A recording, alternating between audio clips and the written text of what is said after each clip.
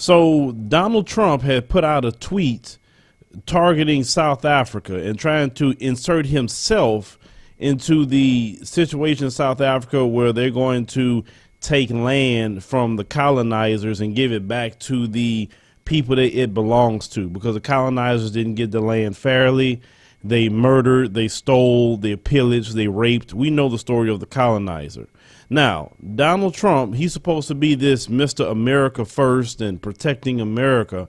All of a sudden, he wants to put himself inside of that issue that has nothing to do with America, based off of a fake news story from Fox News Channel. And this fake news story is peddled by a lot of white supremacists. Now, the tweet Donald Trump put up says, "I've asked Secretary of State Pompeo to closely study South African land and farm seizures and expropriations and the large-scale killings of farmers. South African government is now seizing land from white farmers." And he put Tucker Carlson and Fox News. Yes, he takes all his briefings from Fox News, Tucker Carlson, or anybody on that network, instead of doing like other presidents would do and use their advisors, national security. No, this guy, he takes all his cues from Fox News Channel. This is why this guy is not qualified. He is a national embarrassment. When we was in Ethiopia, many people was asking us how we even have that guy as our president. People were laughing at this guy. I mean, he is a straight embarrassment to the whole country. It's really sad. So after this tweet come out, Julius Malema of the EFF had made a response to Donald Trump's tweets. So let's go ahead and roll that clip. Trump, my view is that Donald Trump is contributing in this debate which is going on. And in the process of contribution, Donald Trump make a similar contribution that were made by white people, all of them, in the hearings, in the public hearings. Donald Trump is not saying anything we have not heard from white people in all the hearings. I even commented and said, I'm still to meet a white person who support expropriation of land without compensation. So why are you shocked? I see leaders of the EFF and everybody responding to Donald Trump. I don't have time for nonsense. I expected this. And more backlash is going to come. If South Africans are not ready to expropriate the land because they are scared of sanctions, they are scared of backlash, then don't vote for the EFF. Because you vote for us, we are going to expropriate land. And Donald Trump will come for us. And Britain will come for us. And the EU will come for us. I said, and I said this throughout my life in the movement, that for everything good comes the pain before. If you're not prepared, South Africa, to take the pain, then forget about the land. Donald Trump has not said anything extreme. Things are still going to come. I hope the Zuma group in the ANC, which is supporting this thing, they know the consequences. We know the consequences. We know that the first response will be killing. They will kill us for that. There's a group of white right-wingers who are being trained by Jews in Pretoria to be snipers. Snipers. They are not training guns. In the EFF, we are training toy guns. They're dealing with real stuff. They are training in a farm in Pretoria. We know it. To be snipers. So we know that death is the first price we are prepared to pay. The second price we are prepared to pay for this land is poverty. They will close taps. But if there is a conviction, and not sloganeering and public opinions, then we must be prepared for everything. It's a war. We must be prepared for Donald Trump and all of them. We're not scared of them. We remain unshaken. Actually, we are more determined after the Donald Trump tweet to expropriate our land without compensation. There is no white genocide here. It's an absolute rubbish to say there is white genocide. There is black genocide in the USA. They are killing black people. in the USA. There is black genocide here in South Africa. Black people are being killed all the time. A farmer has been sentenced to life now recently for having killed a farm worker. Imagine if it was a black person sent life for having killed a white person. It will be news all over. But this black person was killed and a white farmer sent to prison for long time in jail. It's once off reporting and it's done. There's no scientific evidence that points to any white genocide in South Africa. It's not true. And we're not scared of such things. We're not going to be distracted by anyone. Only death will stop us. Not Trump, not poverty, not sanctions. We have all of them in our mind. We know the consequences of what we're asking for. We know it. And it's not like we're going into this thing without knowing the consequences. So AfriForum is the embassy of the USA. If you want issues to reach USA, go to AfriForum. Then you shall get a proper response. But otherwise, AfriForum is nothing to us. We're not scared of AfriForum. We're continuing business as usual. Not that we're not these Twitter revolutionaries who say all sorts of things about Donald Trump. If you were to say to them, all of them, let's go to the US embassy, none of them will come. They tweet from their comfort beds with bed heaters. So we are on the streets. We're fighting this thing on the streets. We are on the picket lines. That's why we're not shaken. We know this is what people want. And if there is anyone who's in this thing without knowing the consequences, then you are in the wrong place. Now, after everything that Julius Malema has stated here, and we're going to touch on that, of all people that really came out against Donald Trump was the ADL. I was quite surprised. Well, then read that statement.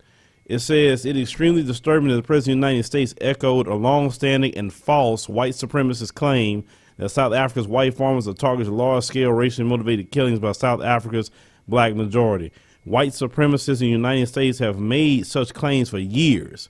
In early 2012, the ADL Center of Extremism documented how white supremacists in the United States were gearing up for protests as part of something they termed the South Africa Project. The goal of the organizers, which included representatives from major neo-Nazi, racist, skinhead, traditional white supremacists, Christian identity groups, as well as racist prison gangs, was to stop the alleged genocide of whites in South Africa. The protest originated in 2011 at the hands of Monica Stone, a longtime member of the Louisiana-based white supremacist Christian Defense League and an immigrant from South Africa. Since then, white supremacist references to genocide in South Africa have been common. Richard Spencer, for example, focused on the plight of the Boers in South Africa in his March speech at Michigan State University, suggesting the United States might see something similar.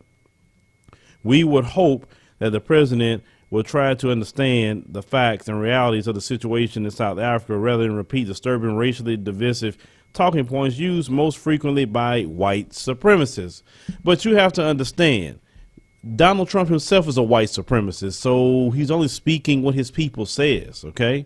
And Donald Trump, as even a lot of people in Ethiopia told me, they see that he's only for white people only. He's not for everybody in America. I mean, it's not that very hard to see that. I mean, Donald Trump is a straight white supremacist. Even when another white person was killed in Charlottesville, he still said there was good people on both sides. So he said that neo-Nazis are good people too, and white supremacists are good people too. Even though they murdered someone, they're still good people. Julius Malema, he hit on a lot of points.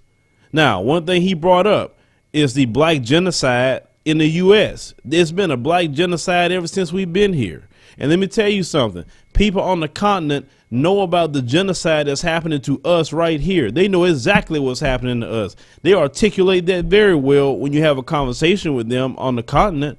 Oh, yes, they know our problems. Yes, they know our issues. It is not a secret. And the advent of social media made sure everybody know it. The thing is, what the issue with Julius Malema, and you have to understand how global white supremacy works. They don't want to see any African nation or any group of black people rise up and become free of the colonizer, because they're looking at it like this. Wait a minute, this Malema guy, if he could free South Africa from the hands of these colonizers, then what about our Negroes here in America? Then they're going to get inspired and do the same thing. And there's more of them, and they have a history of fighting back a lot more than the South Africans do. So they don't want their Negroes to get riled up. How many times have we saw things where they say, well, you got to stop this leader, stop this person, because we don't want the Negroes to get riled up. That's their whole thing. They don't want us to be free. As long as we under their oppression, as long as we under their devilment, then they are happy. That's why I say they are the white supremacists. It's the devil that the Bible speaks of. Only a devil wants you oppressed. Only a devil will want you in chains. Only a devil would not want you to have freedom, justice, or any kind of life that's happy for you. That's only Satan would do that. That's not nothing that a human being would do. Now, Donald Trump, what he needs to be worrying about is Robert Mueller at this point, and how his lawyer, Michael Cohen, had just pled guilty. And this guy knew all his dirt. That Michael Cohen is not going to sit up there and go to jail for Trump. He's not going to do nothing for Trump. They just got another guy, gave him immunity with the National Enquirer, the CEO of that. He going to start putting out dirt on Trump. He need to worry about the impeachment. That's what you need to worry about at this point. I mean, at first I wouldn't even mention that impeachment stuff, but what's happening around him, like, that's what you need to focus on. Now South Africa, what's happening there. Because this is the thing. Black people, Africa, and also through us throughout the diaspora, it has been the word and I believe the calling of God for us now to rise. We have been put down for hundreds and hundreds of years. We have been oppressed for hundreds and hundreds of years. And I like the logo that they have inside of the African Union. They have a logo called Africa Rising, and that's a beautiful logo, and that's prophetic, but I believe that's happening throughout all the world. We are rising, including them on the continent. This is why they understand and telling us to come back to help them, because they know we have skills, we have things that they need to help bring Africa up, to bring the continent of Africa to a place that it'll not only be great, but it'll be better than what it ever been before. So as this colonizer, because he's going down, trust me, everybody outside of this country knows it's going down here very, very fast. And they can't even figure out why and how. But you and me aren't going down in the process, because that's not our judgment. The thing is, if they try to put their hands on South Africa, watch what's going to end up happening to them by God.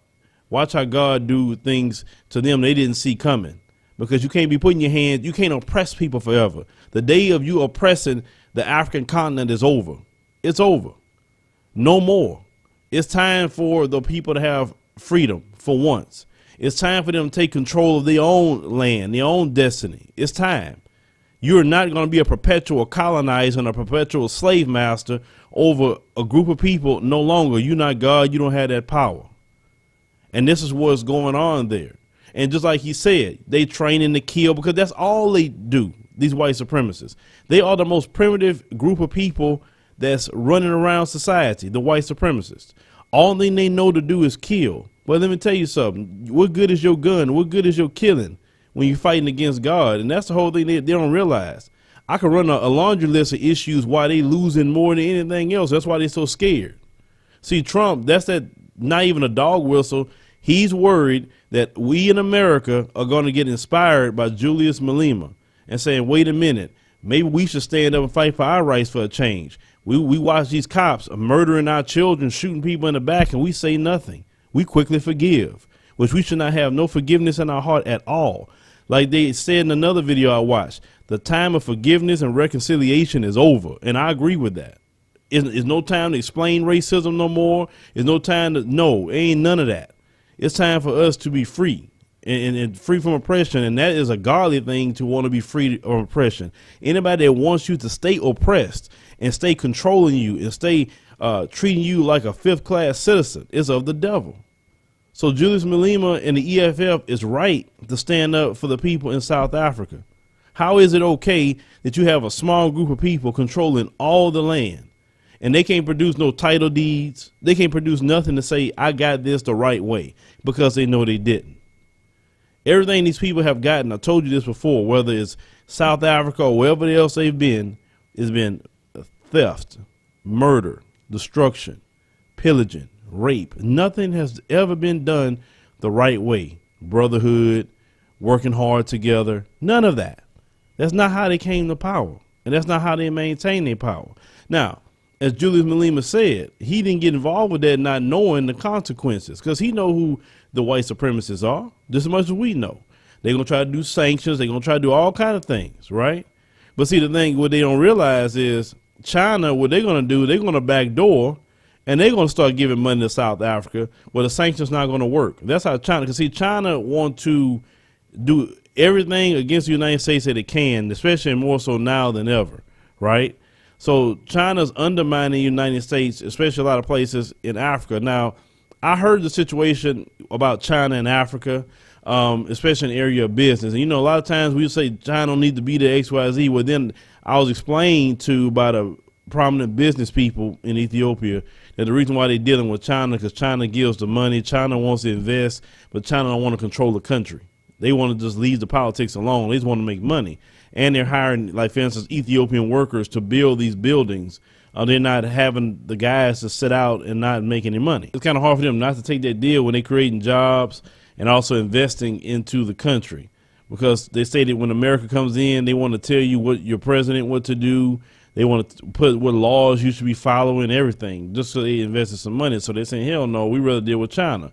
So if they do pull sanctions, I can see China coming right behind them and saying, look, I'll give you money to sustain yourself during the sanctions. Don't worry about it. Because these white supremacists, they are hell-bent on oppressing God's people. They're hell-bent on that. But trust me, they could try it all they want. Trump could try it all he wants, and that's fine.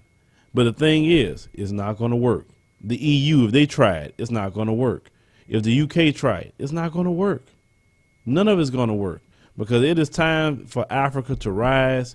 I believe it's been sanctioned by God now for Africa to rise, and there's nothing you could do when God puts his word out to say, hey, it's time for you to come up, because the writing's on the wall. I see it. I see it. All the calls for us to come back home, that's happening in every African nation. No, something's going on, and you got the third eye to see what I'm talking about spiritually. You know exactly what I'm talking about. So we definitely stand with South Africa and the EFF.